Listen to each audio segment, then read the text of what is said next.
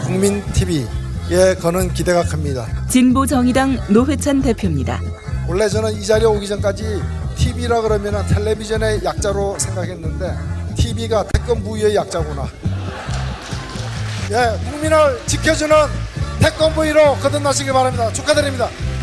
태권부의 국민TV, 세상을 정의롭게 만들겠습니다. 미디어 협동조합 국민TV 조합원 가입으로 동참해주세요. 홈페이지는 포털 사이트에서 미디어 협동조합 국민TV. 더불어 행복한 세상 너와 나의 꿈이 눈앞에 국민TV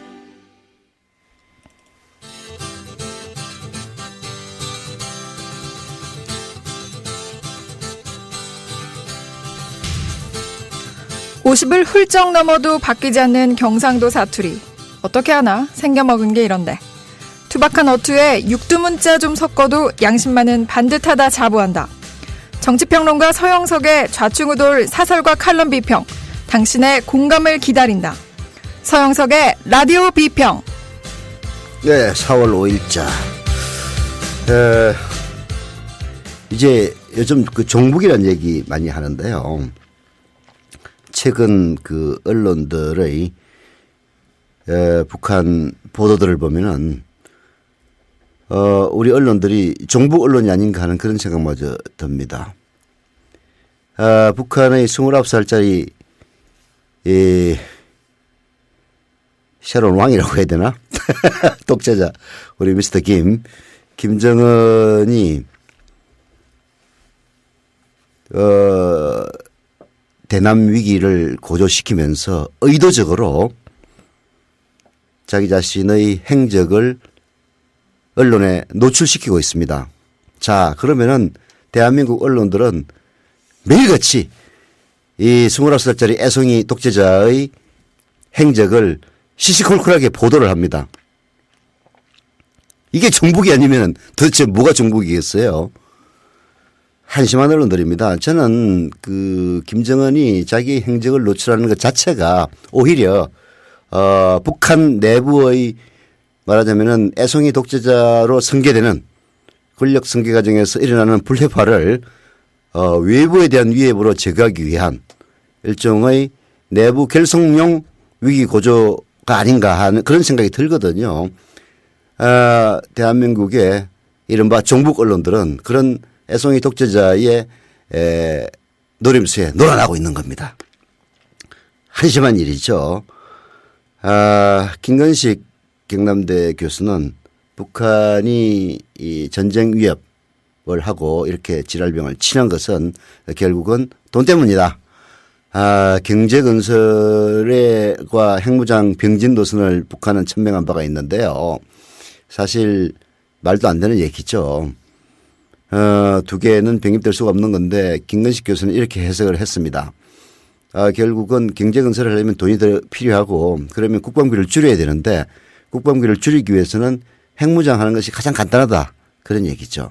북한은 실제로 미국의 B-52나 B-2 스텔스 뭐 F 어쩌고 저쩌고 트라이던트 핵 잠수함 이런 그 한반도 출격 혹은 출몰에 엄청난 체제 위협을 느끼고 있다고 전문가들은 얘기를 하죠. 김정은 그런 체제에 대한 위협을 자기 자신의 취약한 권력 기반 강화에 사용하고 있는지도 모릅니다. 거기에 놀아나고 있는 것이 대한민국 언론들이죠. 사실 전쟁 위협이라는 것은요. 크게 선전하면 선전할수록 자유민주주의 국가는 에게는 손해입니다. 국민들이 두려워하고 불안에 뜨니까요. 대한민국의 언론들 종북 소리 안 들으려면은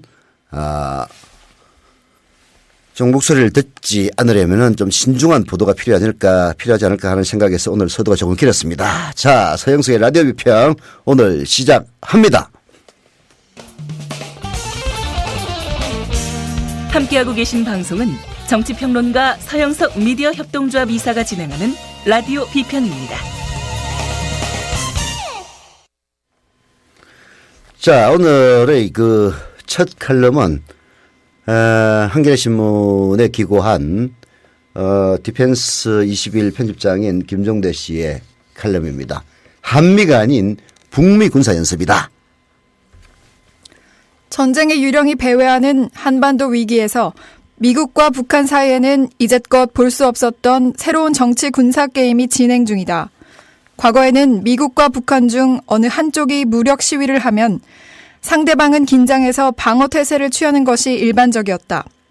그러나 지금은 북한과 미국이 서로의 군사 행동에 즉각 반응하면서 매우 신속하고 짜임새 있게 한반도 긴장을 고조시키고 있다. 지난 한 달 동안의 전개 과정은 이러하다. 3월 중순에 미국이 북한을 초토화할 수 있는 B-52 폭격기를 한반도에 출동시키자 북한은 군사적으로 대응하겠다고 했다. 북한은 항공기를 요격할 수 있는 지대공 미사일을 40기 보유하고 있다. 그러자 미국은 B-52 폭격기의 추가 훈련을 취소하고 대신 스텔스 B-2 폭격기와 F-22 전투기를 출동시켰고 핵 잠수함을 배치하면서 이번에는 어쩔래? 라며 북한에 공을 넘겼다. 그러자 북한은 스텔스기가 출격하는 괌, 하와이, 미 본토 공군기지를 타격하겠다고 응수하며 전략 로켓군의 1호 전투 근무 태세를 발령했다. 중장거리 미사일로 응수하겠다는 뜻이다. 다시 공을 넘겨받은 미국은 북한의 미사일을 탐지하는 해상 배치 X밴드 레이더와 요격 미사일을 탑재한 이지스 구축함을 한반도 해역으로 이동시키고 괌 기지에도 고고도 미사일 방어 시스템을 배치했다. 이에 열받은 북한은 개성공단 폐쇄로 압박하기 시작했다. 네. 김종대 편집장이 지난 한 달 동안의 전개 과정을 아주 일목요연하게 요약해 놨습니다. 사실 이제 키 리졸버 훈련은 한미 군사 합동 연습입니다. 사실 이제 군사력 역전이라는 현상을 이해하지 않으면은 북한의 이런 반응들을 우리가 쉽게 이해할 수가 없습니다. 80년대, 90년대를 지나가면서 북한은 심각한 경제난에 시달렸고요. 북한의 경제난은 곧 군사력 약화로 이어졌습니다. 제가 어제도 얘기를 했습니다마는 50대, 60대만 하더라도 북한이 남침을 했던 부모들 밑에서 성장한 세대들입니다. 그래서 북한은 언제나 군사력적으로 매우 강한 나라라고 이제 인식되어 있었는데요. 그런 군사력 역전 현상이 90년대, 2000년대에 접어들면서 완벽하게 이루어진 겁니다. 사실 핵을 제외한 재래식 전력으로 남북한이 전쟁을 하면은 최소한 한 달 이내에 무력으로 통일이 가능하다는 그런 연구 보고서도 비공식적으로 나와 있는 걸로 알고 있습니다. 문제는 그런 식의 군사력 역전 현상에서 핵심은 남북한이 전쟁을 하면은 북한 정권을 멸망시킬 수는 있지만은 남한도 괴멸적인 타격을 받는다. 이런 결론이었죠. 이제 문제는 북한이 군사력으로 열세에 있다고 스스로 인식하기 시작했다는 겁니다. 그래서 키 리졸버 같은 한미 군사 연습은 과거에는 방어적 훈련이었어요. 북한의 남침을 가정하고 거기에 방어하는 훈련이었습니다. 지금도 한미 양국은 방어 훈련이라고 얘기를 합니다마는 북한은 공격 훈련으로 생각합니다. 왜? 자기가 약하니까. 이유는 딱 하나예요. 자기가 강하면은 하든 말든 신경 안 씁니다. 그래서 키 리졸버 훈련에 대해서 아주 그냥 과민 반응을 하는데요. 사실 우리 남한, 즉 대한민국의 구조상 군부가 민간에 의해서 선출된 대통령의 명령을 무시하고 북한을 북침한다든지 이런 일은 있을 수가 없죠. 어쩌면 김정은 그 애송이 독재자는 자기식으로 생각하는지도 모릅니다. 박근혜 대통령이 그렇게 결단하지는 않겠지만은 군부가 모험으로 도발을 할 수도 있다. 이렇게 생각하는지도 모르죠. 네. 여하튼 이제 이 김종대 편집장이 요약해 놓은 한반도 긴장 구조 일지는 남한의 군사력이 북한을 압도하고 있다는 이런 현실을 먼저 이해하지 않으면은 왜 북한이 이런 지랄병을 치지? 라는 의문에서 벗어날 길이 없죠. 자, 김종대 편집장의 칼럼을 계속 읽어보겠습니다. 지난 한 달은 실제 전쟁은 아니었지만 전쟁이나 다름없는 각본을 만들어 서로를 시험해보는 도상 전쟁 기간이었다. 작용과 반작용으로 이어지는 군사적 대응을 통해 미국과 북한은 지난 20년간 제각기 발전시켜온 전쟁 프로그램을 가동해보는 절호의 기회를 얻었다.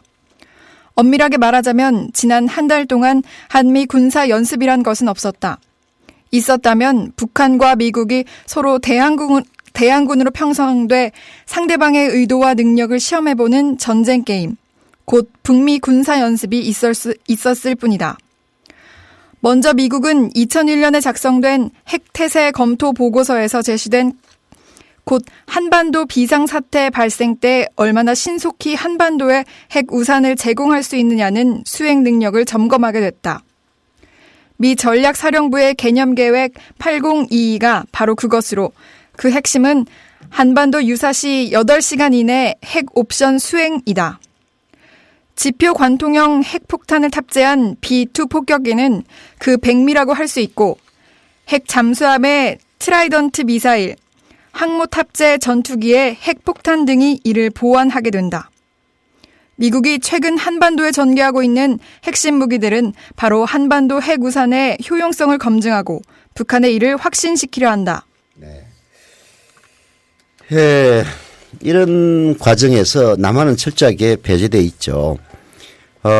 북한은 이번 과정을 통해서 아까 제가 말씀드렸다시피 이 29살 애송이 독재자의 취약한 권력 기반을 강화시키는데 한미 혹은 이제 그 남북 혹은 북미 간의 긴장 고조를 지금 이용하고 있는지도 모르죠. 두 번째는 일종의 워게임을 한다는 겁니다. 예. 북한은 만에 하나 있을지도 모르는 전쟁 상황에 대비한 도상 연습을 충분히 넘치도록 하고 있고, 이라크를 작살낸 미국은 그 다음 미국이 사실 국제적 깡패라는 얘기가 있지 않습니까? 다음 대상을 뭐 이란으로 하느냐, 북한으로 하느냐 이런 말들이 워싱턴 정가에서는 설왕설래가 많습니다. 원래는 이란이 그 다음 타깃이라고 보통 그 미국의 그 전문가들이 얘기를 했는데 요즘 추세로 봐서는 북한이 아니냐 뭐 이런 얘기도 심심찮게 나온다고 하더라고요. 여하튼 미국은 미국 나름대로 한반도 혹은 동북아시아 위기에 대응하는 나름대로의 워게임 시나리오를 단추 누르기 직전까지 연습해 보고 있는지도 모릅니다. 중요한 것은 여기에서 남한은 없다는 거죠. 그게 중요한 겁니다. 사실 우리가 대북 포용 정책인 해외 정책을 사용했던 것도 항상 6.25 분단 이후 6.25 전쟁을 거치면서 북한과 미국의 갈등 속에서 남한은 존재하지 않았습니다. 오죽하면은 유엔군 사령관 체제에서 한미연합사령부 체제로 갔겠습니까? 한미연합사령부, 이게 전쟁을 수행할 수 있는 결정권은 대한민국 육군 혹은 대한민국 국방부에 있는 게 아니고요. 한미연합사령부에 있습니다. 한미연합사령부의 한미연합사령관은 미국인입니다.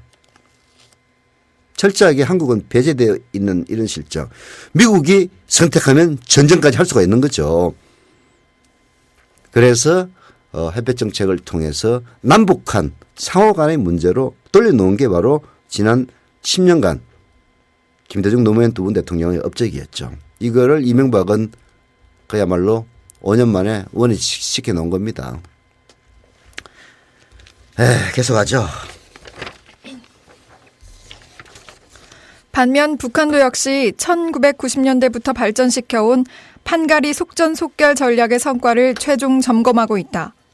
핵으로 협박하면서 매우 빠른 속도로 기동할 수 있는 경보부대와 기계화 사단을 핵심으로 하고 나머지 비효율적인 군사력은 제거하는 지난 20년간의 군사력 재편의 성과를 이번 기회에 검증하고자 한다. 김정은이 3월 중순에 말한 우리식 전면전 태세와 3.1 전쟁 계획, 3월 말에 당 중앙위 전원회의에서의 핵무장과 경제건설의 병진 노선이 여기 해당된다. 특히 북한은 이번 기회에 김정은 국방위원장이 북한군 최고사령부에서 일선부대에 이르는 모두 전투단위를 체험하면서 전쟁지도 리더십도 확립하고 합리적인 군사력 재편도 도모하는 기회를 포착했다. 이런 군사정세에서의 변화는 미국과 북한이 서로에 대한 자신감의 결과인지 좌절감의 결과인지는 확실치 않다. 그러나 미국과 북한이 전쟁 연습에 몰입함으로써 각자 어느 정도 위신을 세우는 데 성공했다면 이제는 경제로 눈을 돌릴 때다. 이 정도 했으면 충분하다. 네. 이 정도 했으면 충분하죠. 북한도 정신 차려야 됩니다. 사실 개성공단 폐쇄는 누가 봐도 남한에게는 큰 데미지가 없습니다. 물론 중소기업들에게는 큰 데미지가 있죠. 그게 제가 어제도 말씀을 드린 바 있습니다만은 그게 남한의 인건비가 워낙 비싸다 보니까 보통 중국이나 베트남 이쪽으로 갑니다. 근데 이게 말이 안 통해요. 그래서 개성공단으로 간 겁니다. 인건비도 싸고 말도 통하니까.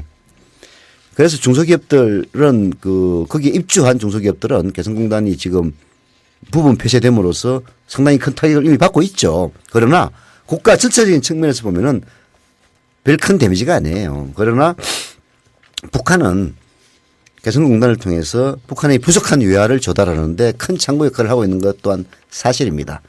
그런 것을 약점 삼아서 김정은 북한 무슨 제1비서인가요? 공식 직함도 잘 모르겠다. 김정은을 약 올리는 그런 기사를 씁니다. 야, 니들이 개성공단 폐쇄하면은 김정은이 용돈 누가 조달할 거야? 라는 식으로 말입니다.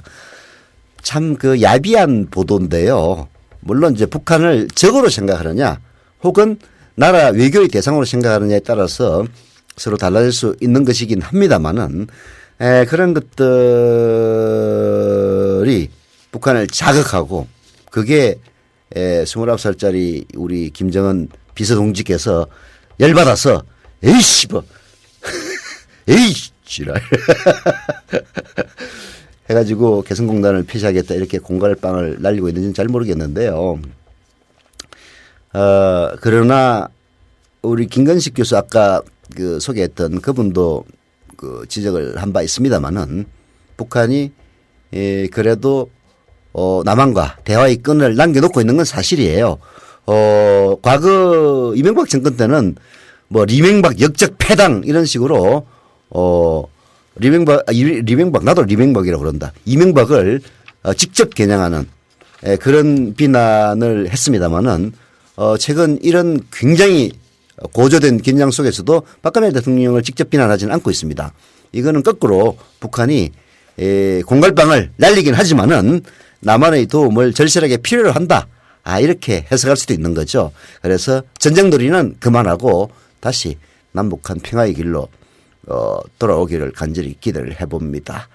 박근혜 대통령도 남북한 신뢰 프로세스 운운하면서 이명박 씨의 무슨 뭐 비핵개방 3천 같은 지랄 같은 그런 정책과는 조금 다른 그래도 참 김정일이하고 북한 가가지고 쎄쎄쎄 하면서 만난 경력이 있어서 그런지 모르겠는데요. 이명박보다는 진일보한 대북 정책을 갖고 있습니다. 그래서 우리의 운명을 우리의 손으로 결정하자. 이런 얘기 옛날에는 진짜 박정희 때는 잘못하면 국가보안법 위반이었어요. 근데 세상에 참 그런 우리의 운명을 우리 손으로 결정하자는 자주 노선이 북한 거라고 참 끌려가는 그런 웃기는 일도 벌어졌는데 지금 그렇지는 않습니다. 그래서 남북한 대화의 길로 빨리 갔으면 좋겠어요. 그러나 저는 인천공항 한번 출국자 명단 한번 조사해 봐야 되는데 돈 많은 재벌들 다 튀지 않았나 모르겠어요. 자, 아까 김종대 디펜스 21 디펜스 플러스인가? 하여튼 디펜스 관련 편집장의 칼럼은 맨 마지막에 이제 전쟁놀이 그만하고 경제로 눈을 돌리자. 이런 얘기였는데요. 오늘 경향신문 사설도 같은 취지의 사설을 내보내고 있습니다. 제목은 한반도 위기 이제는 테러를 찾을 때다인데요. 한번 소개해 드리겠습니다. 북한의 대남 대비 도발 위협이 갈수록 험악해지고 있다. 어제는 인민군 총참모부 대변인 담화를 통해 한반도가 전쟁 발발 전야에 있음을 강조하면서 자신들의 군사작전이 최종적으로 검토, 비준됐음을 미국 백악관과 펜타곤에 통보한다고 밝혔다. 영변 핵시설을 재가동하는 모습을 내보이는가 하면 중거리 무수단 미사일을 동해 발사장으로 옮겨놓았음이 확인되기도 했다. 지난달 5일 조선인민군 최고사령부 대변인 성명을 통해 정전 협정 백지화를 일방적으로 선언한 이후 한 달째 브레이크 없는 열차처럼 막다른 길로 달려가는 형국이다. 냉전 시절 미국을 겨냥해 수많은 전략 핵무기를 장착해 놓았던 옛 소련도 이처럼 노골적인 위협을 한 적은 없다. 물론 북한이 미국과 한국, 그 주변국을 상대로 전쟁을 수행할 능력이 있다고 보는 사람은 거의 없다. 하지만 북한이 무모한 결기를 계속 내보내다가 스스로 돌아올 수 없는 길을 선택할 가능성도 전혀 배제할 수는 없다. 네. 경향신문의 사설, 이제는 테러를 찾을 때다. 이 첫 부분을 우리 김희주 아나운서가 읽어드렸는데요. 북한이 제가 누차 말씀을 드렸습니다만 전쟁 수행 능력, 전면전 수행 능력은 없을지도 모릅니다. 그리고 뭐 북한도 보면은 요즘 우리가 많이 알게 된 북한의 지명들이 있죠. 노동, 무수단, 대포동 다 지명이랍니다. 이 중에 무수단 미사일을 동해로 옮겨놨다고 뭐 호들갑을 떠는데요. 참 웃기는 얘기예요. 이게 사거리 한 4,000km 되는 중거리 미사일이라고 합니다. 그래서 이게 이제 괌에 있는 미국의 기지를 겨냥했다고 그러는데요. 좀 웃기는 얘기입니다. 솔직히 북한의 대포동 미사일이나 무수단 미사일은 이게 부정확해가지고 더 겁을 낸다는 얘기가 나올 정도 아닙니까? 정확하게 날아오면 격추라도 시킬 수가 있는데 이게 도대체 일단 쏘고 나면 어디로 갈지 쏜 놈도 모르고 맞는 놈도 모른다는 그런 얘기까지 있을 정도니까 이거는 일종의 제스처라고 봐야 되겠죠. 그리고 북한이 미친 놈들도 아니고 괌에 쏘겠습니까? 뭐 이럴 수는 있죠. 미국에 미리 사전 통보하고 MD 미사일 방어체제 시험 좀 한번 해봐. 우리 쏠 테니까 정확하게 격추시켜야 돼 하고 쏠지는 모르죠. 오히려 그보다는요. 정말 우리의 바로 남한에 사는 대한민국 국민들의 생사와 밀접한 관련이 있는 것은 다른 게 아니고 뭐 괌에 미사일을 쏘고 이런 게 아니에요. 국제전을 도발할 염려는 항상 존재합니다. 나름대로 김정은이가 지금 칼을 빼들었는데 이거 미국한테 찌르려고 하니까 자기들이 작살날 것 같고 남한한테도 전면전을 유발했다가는 지들이 다 되질 것 같으니까 결국은 어디 연평도에서 또 대포 쏜다든지 아니면 결사대 보내가지고 뭐 어디 중부전선이나 동부전선에 국제적으로 전쟁을 벌인다든지 이럴 염려는 있어요. 자, 그렇게 되면은 그 피해자는 결국은 남한 대한민국 국민들입니다. 경향신문 사설이 북한이 무모한 결기를 계속 내보내다가 스스로 돌아올 수 없는 길을 선택할 가능성도 전혀 배제할 수는 없다라고 하는 대목이 바로 이런 가능성을 겨냥한 것이라고 볼 수가 있습니다. 경향신문 사설을 계속 읽어보죠. 국내외를 상대로 호전적인 메시지를 던져온 북한이 갑작스레 꼬리를 내리는 것은 쉽지 않을 것이다. 북한은 이달 중순 태양절과 김정은 노동당 제1비서의 등극 1년을 비롯해 굵직한 국내 정치 행사를 앞두고 있기도 하다. 하지만 북한 정권이 아무리 자존심과 체면을 중시한다고 해도 전쟁 분위기를 고조시키는 한 북한 스스로 천명한 한반도 지역의 평화와 안정을 보장하기 위한 대화는 더욱 요원해진다. 만에 하나라도 서울과 워싱턴을 향해 미사일 발사 단추를 누르는 것은 그 끝이 너무나 분명한 선택이다. 한반도의 근본 문제는 결국 핵 문제와 평화체제 전환 등 모든 문제를 탁자에 올려놓고 머리를 맞대는 방식으로 풀어야 한다. 조급하게 나선다고 풀릴 문제가 아니다. 모두가 열기를 가라앉힐 시점이다. 북한도 이제는 퇴로를 찾아야 한다. 북한은 한미가 대화에 나설 명분을, 한미는 북한의 합리적 선택을 이끌어낼 현실적 방안을 서로 주고받아야 한다. 예. 저는 말이죠. 경향신문의 이러한 사설의 결론에 전적으로 동의를 합니다. 그러나 항상 아쉽고 성질나는 것은요. 북한의 이런 배짜라 전술에 남한의 종북 보수 언론들이 놀아나는 바람에 긴장을 고조시키고 국민들의 불안감을 증폭시켜 가지고 결국은 북한이 원하는 대로 이끌려갈 수밖에 없는 이런 현실이 서글프고 역하던 겁니다. 사실 우리가 적절하게 대처를 잘 하면요. 북한의 의지를 적절하게 통제를 하면서 북한 정권을 우리가 요리할 수가 있습니다. 근데 이명박 정권은 쓸데없는 그야말로 머리띠 내두르고 전쟁 불사까지는 뭐 외치지는 않지만은 그런 식으로 그야말로 입만 보수인 이 일부 거구들의 요구에 발맞춰서 북한을 고립시키고 북한의 자존심을 뭉개는 북한의 자존심을 겉으로 뭉개가지고 무슨 실익이 있습니까? 겉으로는 오냐오냐 하더라도 실제 실익이 있어야 되는 거 아니에요? 우리 이명박 정권께서는 북한식으로 얘기한다면 리명박 패당께서는 쓸데없는 자존심만 잔뜩 내세우면서 실리는 몽땅 다 잃어버리는 이런 그야말로 빈털터리 외교를 했습니다. 그 결과가 지금 우리 박근혜 정권이 치고 있는 거죠.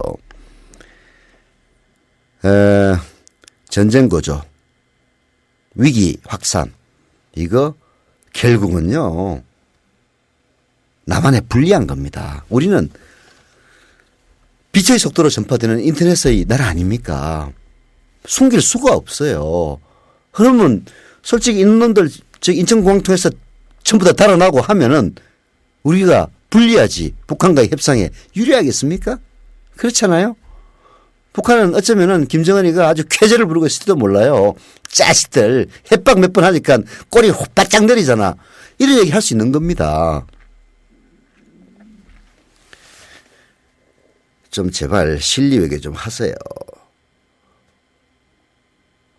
남북한의 문제는 남북한이 주도권을 쥐고 가야 이런 일이 벌어지질 않습니다.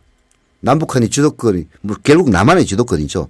북한은 늘상 미국과 상대하려고 합니다. 예? 물론 정전협정의 당사자도 미국이기도 합니다만은 우리를 경제적으로는 비록 뒤처지고 있지만은 우리는 그래도 한반도 정전협정의 한 당사자야. 남한은 당사자가 아니잖아. 이런 식이에요. 그래서 물론 뭐 북한은 우리가 정신 차리라고 한다고 해서 말 들을 놈들도 아니고 자기들 필요하면은 제정신 차리고 나오겠죠. 북한의 외교를 결코 과소평가해서는 안 됩니다. 돌아가신 리영희 교수께서 북한의 외교를 예술이라고 했다가 종북으로 몰린 적도 있는데요. 그 벼랑 끝 전술은 정말 어떨 때는 아크로바틱하고 예술적이기도 합니다. 그런 북한을 상대해야 되는 남한 더 깊은 지혜와 더 정교한 기술이 필요한 거죠. 참 사실 항상 저는 생각합니다. 뭐 북한이 스스로의 자멸을 선택하지는 않겠지만은 만에 하나 전쟁이 일어난다면은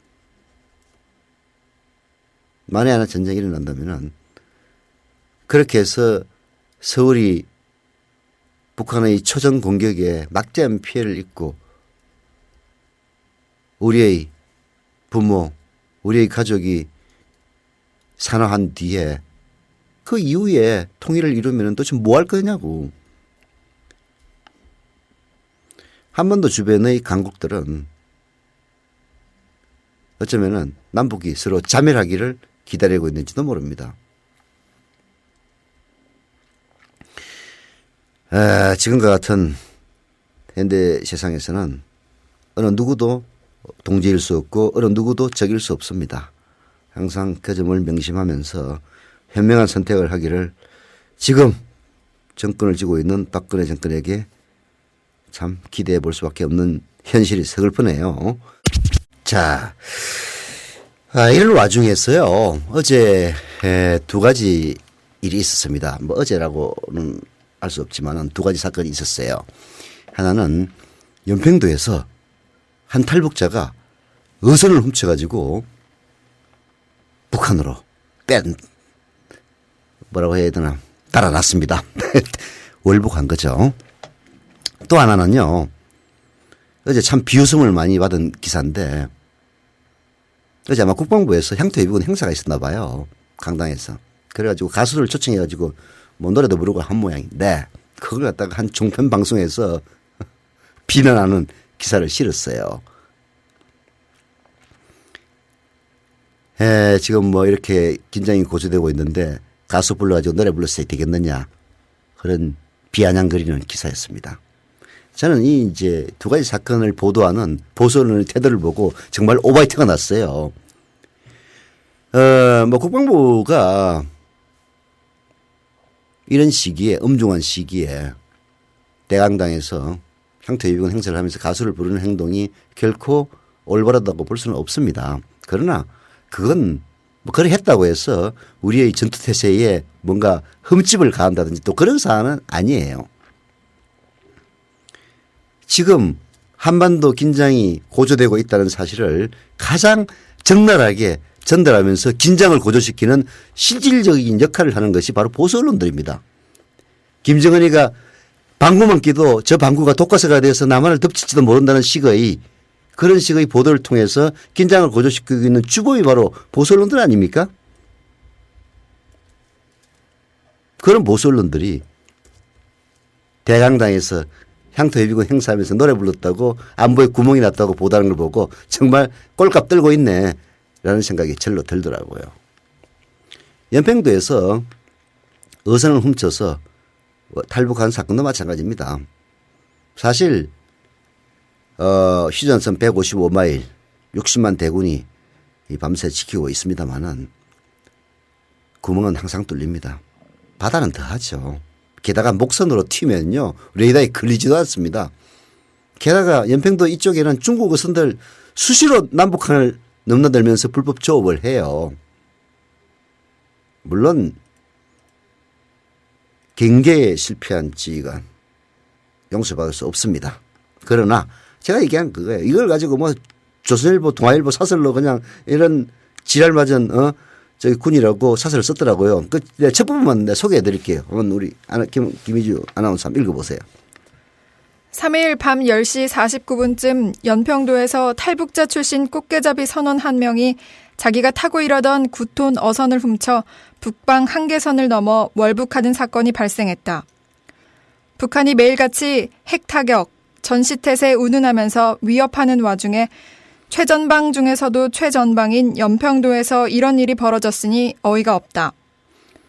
군은 레이더가 북방 한계선 1km 남쪽 해상에서 이 배를 발견했으나 이미 손을 쓸 수 없는 상황이었다고 설명했다. 연평도 항구에서 북방 한계선까지는 5km다. 그렇다면 이 배는 4km를 우리 레이더에 탐지되지 않은 채 항해했다는 말이 된다. 이러고도 연평도 경계태세에 문제가 없다고 할 수 있겠는가? 네, 뭐 이런 식으로 해가지고 뭐 군을 이제 비난하는 이런 이제 사설을 썼어요. 조선일보 사설 물 셀 틈 없다더니 연평도까지 구멍 뚫리나.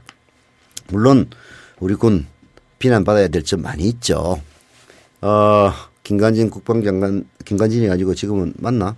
국방장관의 얘기라든지 이런 거 보면은 정말 한심한 대응만 하고 있습니다.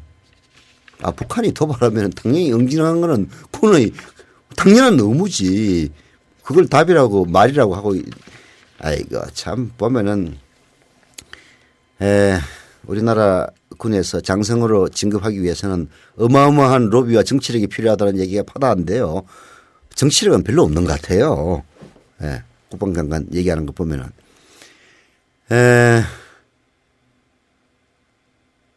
이런 경계의 구멍이 뚫리는 거 용납할 수 없는 일이죠. 네, 그렇습니다. 그러나 지금 한반도 위기 조장에 결정적인 공신 역할을 하고 있는 것은 남한의 보수 언론이라고 저는 생각을 해요. 김정은이가 방구만 하나 껴도 그 보도를 증폭해가지고 뭐 무수단리에 뭐 무수단 대포동 미사일이 동해로 옮겨지면은 뭐 솔직히 몇백 킬로 간다고, 응? 서해에서 동해로 가면은 수평이동 간 거예요.